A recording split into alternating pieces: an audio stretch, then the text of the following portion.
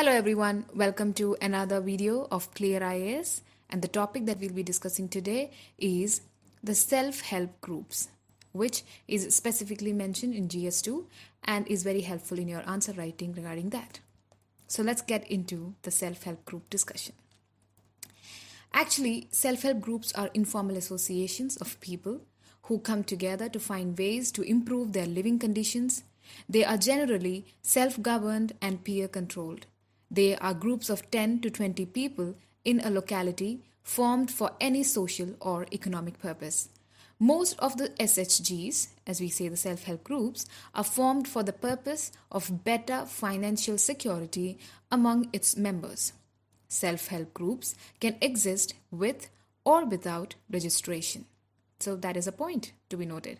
People of similar economic and social backgrounds associate generally with the help of maybe any NGO or government agency and try to resolve their issues and improve their living conditions. So it's like people generally coming together and carrying out their business activities from small scale to medium levels, which otherwise would be difficult to be done individually. Now, let us quickly get into what exactly or how exactly the idea of self-help group originated or developed in India specifically. So, in India, self-help groups first emerged within the Mysore Resettlement and Development Agency as Mysore Resettlement and Development Agency in 1985. But even before that, we can see there are examples or there were efforts of bringing in self-organizing groups together, like for example, the Self-Employed Women's Association or SEVA in Ahmedabad, working with poor self-employed women in the informal sector. Actually, SEVA tried to help these women get work, income and food security. Ila Bhatt is the person who formed SEVA. She organized poor and self-employed women workers such as weavers, potters, hawkers, and others in the unorganized sector with the objective of enhancing their incomes. So, the history of self-help groups can be broadly studied in two phases, which is phase 1, which starts in 1987 and lasts till 1992. In this phase, NABARD was the main agency for helping out self-help groups. So when the idea of self-help groups started growing, it was initially through the help of NABARD that these agencies were being helped out. NABARD undertook measures to assist MIRADA, which is that Mysore Development Agency, through a grant of Indian rupees 1 million in 1987. It then helped other NGOs involved in promoting self-help groups. In 1992, the RBI accepted the self-help group model as an alternative credit option. Now, this is something very important because this has become the sole reason why women participation, especially from the village and rural level, has been increasing in the daily workforce some way or the other way in this form. Then later on, the second phase that we get to see is from 1992 onwards that we see currently in practice. In this second phase, the linkage of self-help groups and banks was done. With the unstinting support of RBI as well as IFAD, by March 2005, credit had been extended to about 16,28,456 self-help groups with a cumulative membership of about 24 million families. So now this SHG banking linkage model, which is the model currently being used to encourage self-help groups in India. So how is actually the SHGs formed? So what is the process of formation of an SHG? Well, first of all, they form a group of people, maybe like-minded, or maybe a group of people who are interested in one sort of job or who have been skilled in similar kind of area, something like that.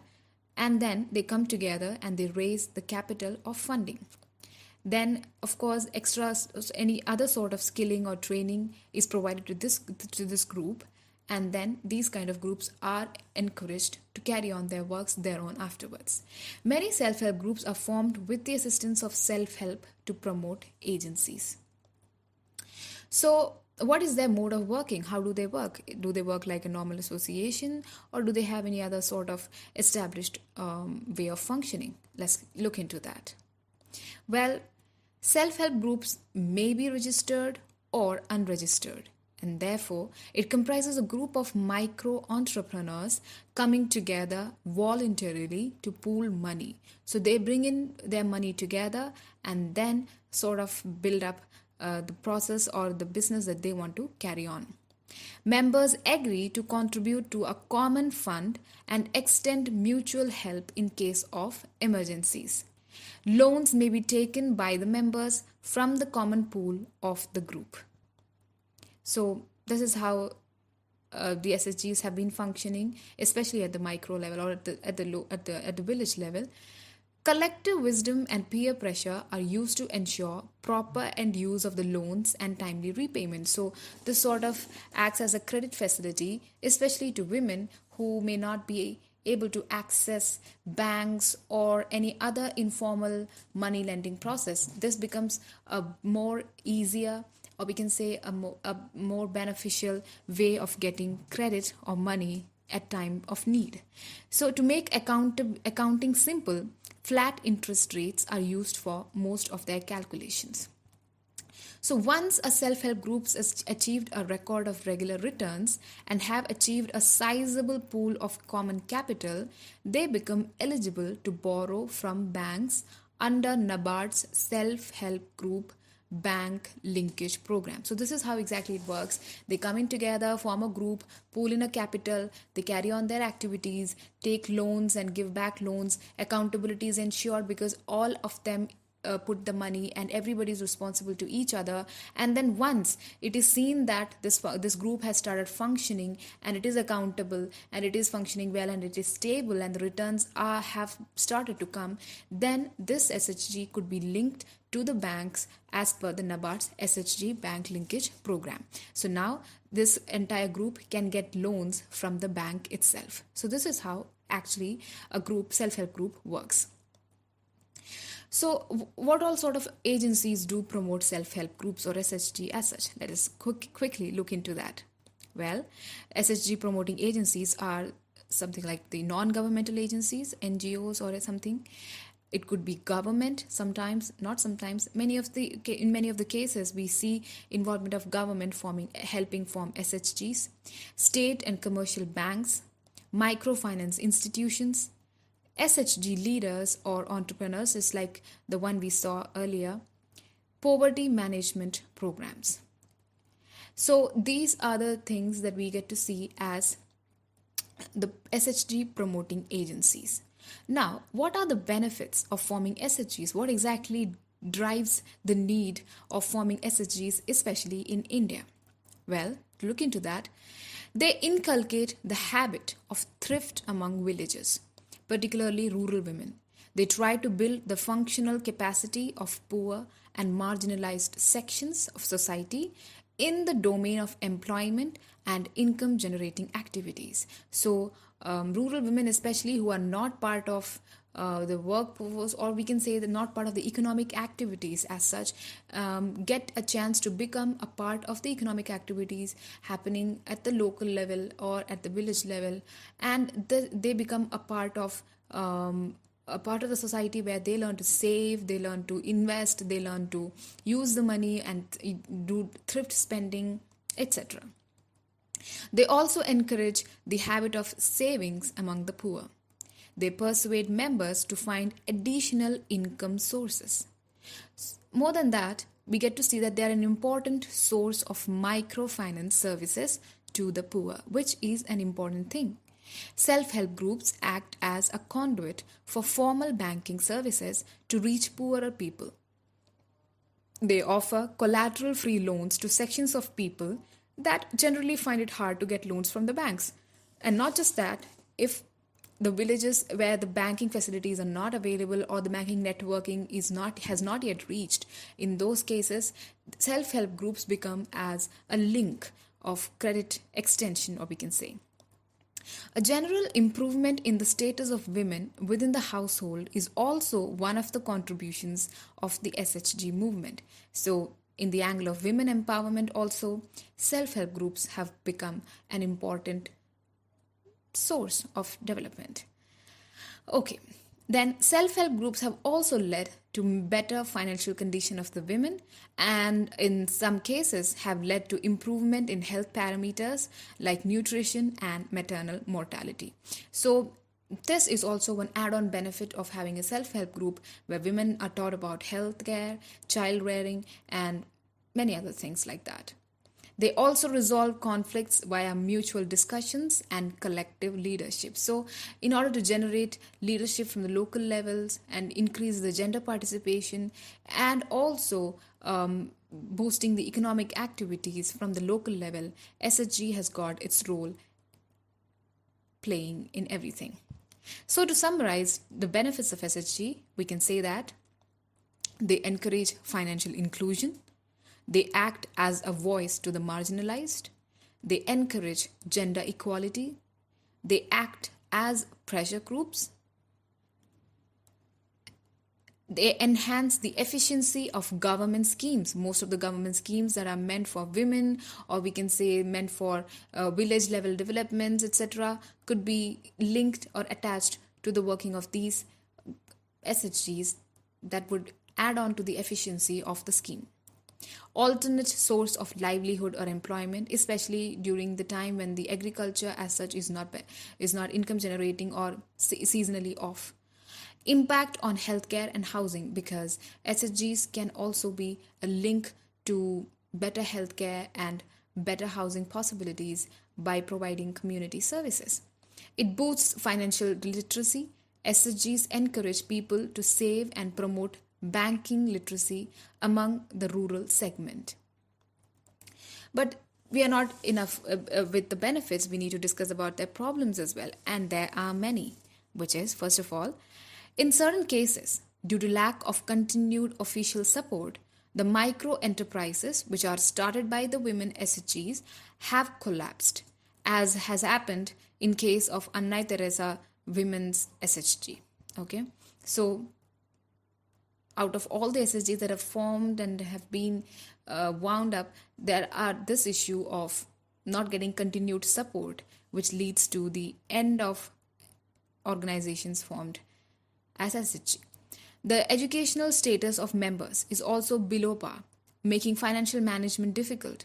Also, lack of vocational education makes diversification into technical enterprises almost impossible, because once you form an SHG, and if you want to upgrade your group into another level, that becomes difficult with the lack of education and vocational or skilling or training supports. So even though we say that skilling and training is part of forming an SHG, but most of the SHGs don't receive such sort of technical or advanced training, and that leads to the lack, or we can say failure, in upgrading their own business, which again may lead to the winding up of the program of the group. Then the discontinuation of the functions of the SHGs because of lack of cooperation between the members, unavailability of banking linkages, favoritism among members where they try to, where there are some of the other issues which needs to be addressed when the SHGs are formed, because it is an informal grouping most of the time. People who know each other, there are more chances of partiality, or there are more chances of favoritism that may hinder the we can say professional working of a group as such. Increased work burden and responsibility of household invariably falls upon women, especially when it is a women-oriented SHG. The double burden of carrying out their household activities along with the SHG functions become difficult for most of them, and this stagnates the SHG movement as a whole. For if one or two are not able to contribute fully, then it affects the entire group. Not just that, the patriarchal mindset which is prevailing and which keeps on preventing women from coming forward hinders SHG formation as well. Even though it can be a source of additional financial income, still the patriarchal mindset becomes a big blockade before women joining or forming any associations as such. There are about 1.2 lakh branches of banks in rural areas as opposed to 6 lakh villages in the country. So this is again a problem because most of the SHGs that raise capital, that sustain their returns, are not able to get a banking linkage because our banking networking has not yet expanded to that level as we see through the point. So there is a need to expand banking amenities further in order to help SHGs come out of most of their issues. So there is a need for monitoring cells to be established for SHGs across the country because most of the time a lot of SHGs formed go less monitored or go unnoticed, and that again sort of develops a problem of money management or unprofessional dealings among the members, leading to the collapse of SHGs. The SHGs work on mutual trust. The deposits are not safe or secure. That is another thing.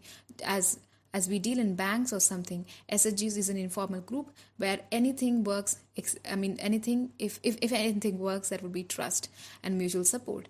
And this is something which we cannot always assure of. And that is the reason why, in order to assure that SHGs work, you need to have monitoring cells which should be set up across the country. Lack of aggregate data regarding actual governance of the SHGs. This is another problem which we face in India with regards to SHGs. So, what is the way forward in order to comply with the benefits as well as to plug in the loopholes? We need to identify certain points as such. The general education status in villages, particularly female education, has to be emphasized upon.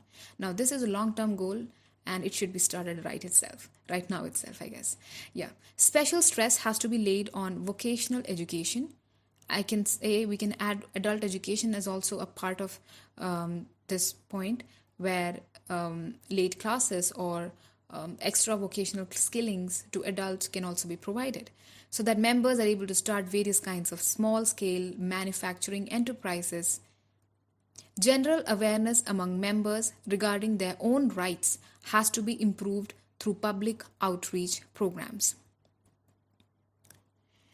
Incentives need to be provided to banks so that they are encouraged to set up branches in rural areas. The aggregate data regarding actual management of the SHGs have to be published so that we know about their actual management.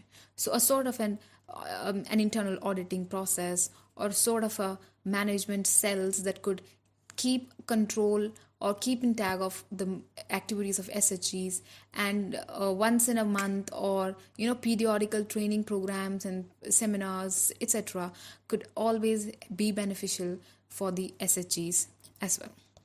Finally, a general improvement in the status of rural infrastructure is needed for micro enterprises to grow. So these are the general suggestions that we see as way forward.